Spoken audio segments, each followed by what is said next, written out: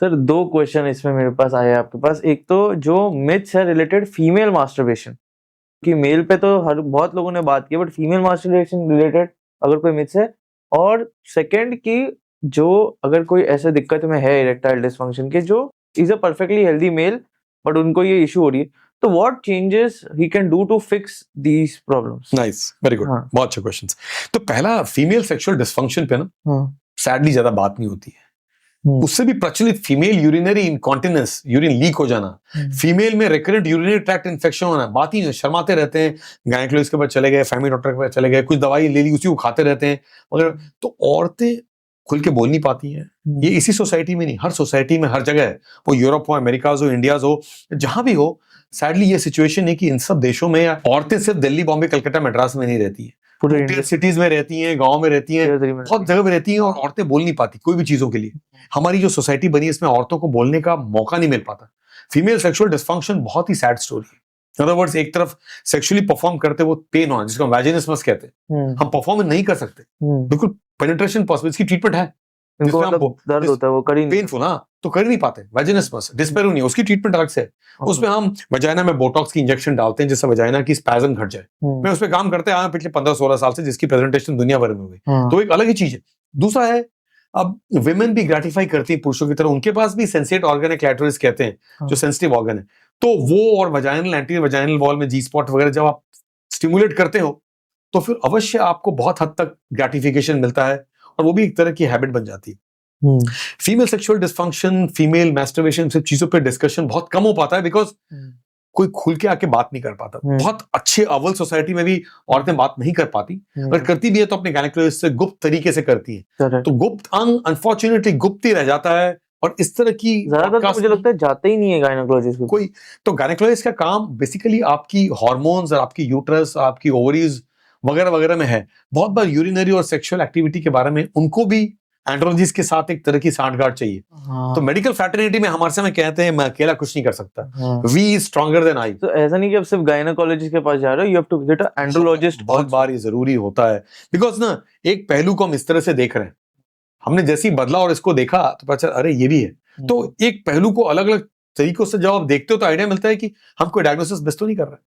मिसाल के तौर पे एक बुखार हो रहा है, उसको सिर्फ पैरासिटामोल दिए जा रहे हैं, तो हम धुएं की ट्रीटमेंट क्यों कर रहे हैं? हमें चिंगारी बुझाना है, हमें बॉटम तक जाना है। तो आपका दूसरा क्वेश्चन इसकी मिसाल पे आया कि जिसको इरेक्टाइल डिसफंक्शन है उसको लाइफस्टाइल चेंजेस लगेंगी। हाँ, तो वो क्या टाइप की उसको जरूरी, और लाइफस्टाइल ही जरूरी है? नहीं, लाइफस्टाइल तो एक पार्ट है। ओके। एक बहुत बड़ा पहलू है मेरा लाइफस्टाइल। एक जमाने में जब कोविड का जमाना था तो कुछ रूल्स बनी थी, 8 घंटे हम सोएंगे, बिकॉज हमें बाहर जाना ही था, 8 घंटे हम जो भी काम करेंगे 8 घंटे फैमिली के साथ बिताएंगे वगैरह वगैरह। वो सब चीजें फिर मिट गई, और फिर हम लोग 24 घंटे काम में और काम में लगे। तो हम अपनी बॉडी को रिजुवनेट नहीं करते। ये जो 17 मार्च को हम बोलते हैं वर्ल्ड स्लीप डे, ये हर दिन मनाना चाहिए। Sleep well and nurture life. कौन रात को सोना चाहता है? मौके में तो लोग 24 घंटे काम करना चाहते हैं। क्यों?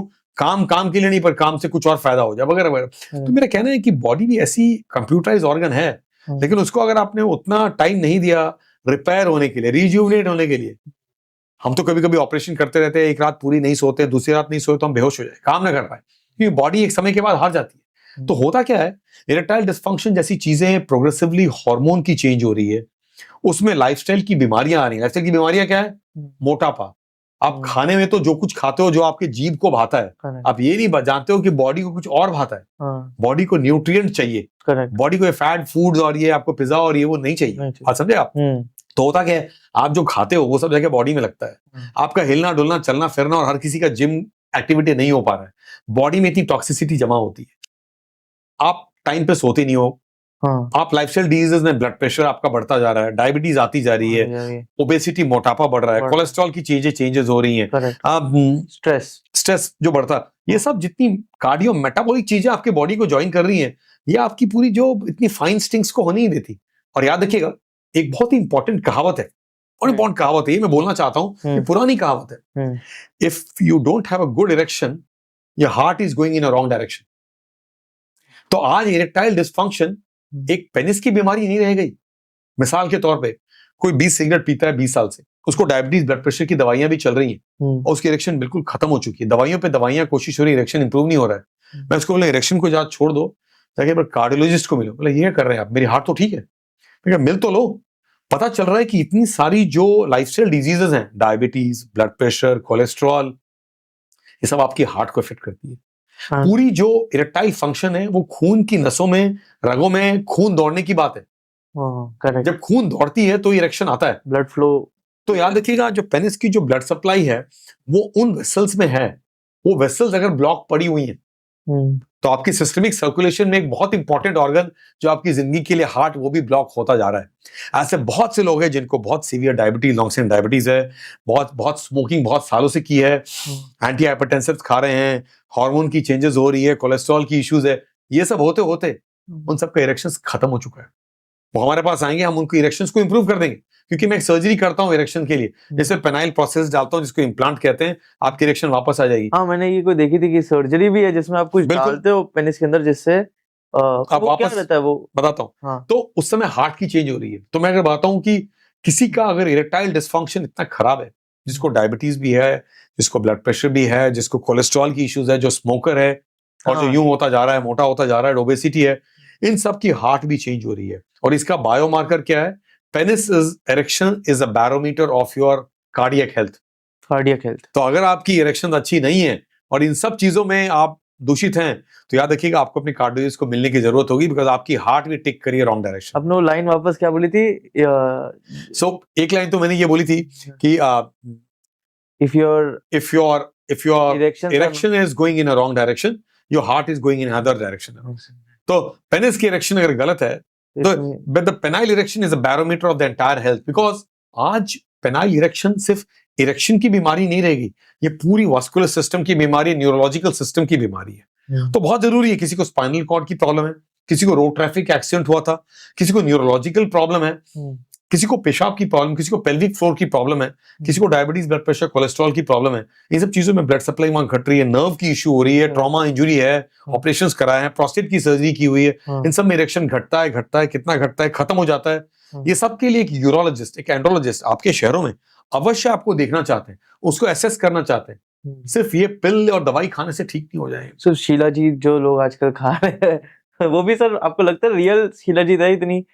तो रियल अनरियल की बात तो है, लेकिन बात ये भी है कि किसमें कितना काम है। नहीं, कोई चीज आज पूरी चीज है based on evidence, based on experience, based on expertise of a doctor who's working, who's trained hard and is working hard to match your expectation and to bring about endurance. So evidence, experience, expertise for matching your expectation to bring about endurance. उसमें आप जाकर के internet पे, Google पे, chat जी देख के दवाई खा लिए और आज ठीक हो गए, कल ठीक हो गए, शायद परसों ठीक नहीं हुए तो सही बात है। तो कहा जाता है कि 30 से 50 साल में हम यूरोलॉजिस्ट से दोस्ती इसलिए करते हैं बिकॉज हमारी इरेक्शंस सही डायरेक्शन में हो। 50 साल के बाद हम यूरोलॉजिस्ट से इसलिए दोस्ती करते हैं बिकॉज हमारी प्रोस्टेट गलत डायरेक्शन में ना जाए, जो हमारे फादर्स और ग्रैंडफादर्स का हो रहा है। तो बाकी डॉक्टरों से दोस्ती हो ना हो, आपके अपने शहरों में अपने यूरोलॉजिस्ट, एंड्रोलॉजिस्ट से दोस्ती करने की जरूरत है। और ये सब मैं लाइटर वेन में अपनी क्लिनिक में बोलता हूँ, कोकिलाबेन धीरूभाई अंबानी हॉस्पिटल के डिपार्टमेंट यूरोलॉजी में, या अपनी यूट्यूब चैनल पे जो करके बोलता हूँ, सिर्फ जागरूकता के लिए, थोड़ा सा पैसिफाई करने के लिए, एंजाइटी को कम करने के लिए। बिकॉज आदमी बहुत एंशियस है, बहुत आशा लेके आता है। तो एक पुरुष आ रहा है, उसकी इरेक्शंस खत्म हो चुकी है, इरेक्शंस नहीं है, शादी से भागना चाहता है, शादी करना नहीं चाहता है, उसकी मुश्किल है। और ऐसी कंडीशन में आपका वो क्वेश्चन में आंसर करना चाहता हूं, जिसमें इरेक्टाइल डिस्फंक्शन अगर रिफ्रैक्टरी, मतलब दवाइयों से काम नहीं हो रही है, रिहैब से काम नहीं हो रहा है, पेनाइल पंप्स आते उससे भी काम नहीं हो रहा है, इंजेक्शन से भी काम नहीं हो रहा है, मतलब इसकी एंड ऑर्गन फेलियर हो चुकी है, ये इरेक्शन काम नहीं आ रहा है। इस कंडीशन में हम वो सर्जरी करते हैं जैसे कहते हैं पेनाइल प्रोस्थेसिस। प्रोस्थेसिस एक इम्प्लांट है, एक अंग है जिसमें अंग के अंदर लगा देते हैं। जैसे आप जानते हैं कि ब्रेस्ट की प्रोस्थेसिस होती है, अलग प्रोसेस, वैसी ही प्रोस्थेसिस है जो पेनिस में दो तरह की प्रोसेस होती है। एक तो मैलिएबल रॉड्स आते हैं जिसमें आपके पेनिस की इरेक्शन अब अच्छी आ गई, आप परफॉर्म कर सकते हैं जो पहले शीतल था, या फिर हमारे पास इन्फ्लेटेबल आता है, पंप कर सकते हैं इरेक्शन बिल्कुल, ऐसा बाइसाइकिल की टायर को पंप कर दिया, पंप कर सकते बिफोर परफॉर्मिंग, या और उसके बाद आप परफॉर्मेंस खत्म हो गया, आप परफॉर्मर हो, आप हारोगे नहीं। पहले तो आप लायक नहीं थे, अब आप इतने लायक बन गए कि आप दिन में 2 बार 10 बार कर सकते हो, आप कुछ भी कर सकते हो। तो पेनाइल प्रोसेसेस उन लोगों के लिए है, ऐसे नहीं कि किसी को थोड़ा इरेक्शन आ रहा नहीं आ रहा चलो कर लो, हम पहले कारण खोजें वगैरह वगैरह, ऐसा नहीं जाके सीधे प्रोसेस का। तो एक डॉक्टर डिसाइड करता है किसका रिफ्रैक्टरी है, किसका ये है, किसकी दवाइयां हैं, किसके टेस्टोस्टेरोन कम हो इसलिए इरेक्शंस घटता जा रहा है, किसकी हार्मोन्स कम है, किसके टेल मैकेनिज्म कम है। किसी की पुराने जमाने में पेनिस की फ्रैक्चर हो गई थी, इरेक्ट पेनिस उल्टा बेंड हो गया था तो हाँ। पेनिस बेंड हो गया था। किसी किसी की इसमें चोट लग गई थी, किसी की इसमें सिकल सेल की डिजीज है, ब्लड सप्लाई नहीं आती, तो अलग अलग कारणों से पेनिस एक उतना सेंसिटिव ऑर्गन है हाँ, जहां आपने कुछ सोचा, कुछ देखा और आपको इरेक्शन आ गया। हाँ, तो इरेक्शन इतनी remote controlled kind of activity है। हाँ, कुछ देखा पोर्नोग्राफी, कुछ स्टिमुलेशन किया, कुछ परफॉर्मेंस की, और यहाँ नीचे थाइस के बीच में एक इरेक्शन आ गया। हाँ, तो देखिए आप कितनी फोकस्ड एक्ट है। बहुत लोग बोलते हैं मेरा इरेक्शन सस्टेन नहीं होता, आपने एक क्वेश्चन पूछा था, मैं सस्टेन नहीं कर पा रहा, मेरी सस्टेनेंस नहीं है। मैंने कहा परफॉर्मेंस जब कर रहे हो तो फोकस रखो, एग्जाम दे रहे हो तो फोकस रखो, फिर ना एग्जाम में फेल हो जाओगे। 3 घंटे का एग्जाम है, आपने लिखा नहीं, 3 घंटे बाद आपके गया एग्जाम। वैसे ही ये पूरा जो परफॉर्मेंस है 3, 5, 7 मिनट का जो अपने पार्टनर के साथ हो, उसे फोकस है, उसे पैसे के बारे में, लड़ाई के बारे में और सिनेमा दूसरी धुरंधर जगह के बारे में सोचो तो गए आप। तो फोकस एक्ट में ना अपने आप को, बिकॉज तब इरेक्शन घट जाती है। लेकिन हाँ, इरेक्शन ऐसे भी घट सकती है बिकॉज अंदर में पैथोलॉजी आ रही है, तो हमें कुछ दवाइयां होती हैं, उसके लिए टेस्ट होते हैं, आइडेंटिफाई करना पड़ता है। तो एक तो इरेक्शन ना होना, उसकी रिजिडिटी इतनी हार्ड नहीं हो रही है, घटती जा रही है, इरेक्शन सस्टेन ना कर पाना, हाँ, और तीसरा प्री मैच्योर इजैकुलेशन हो जाना।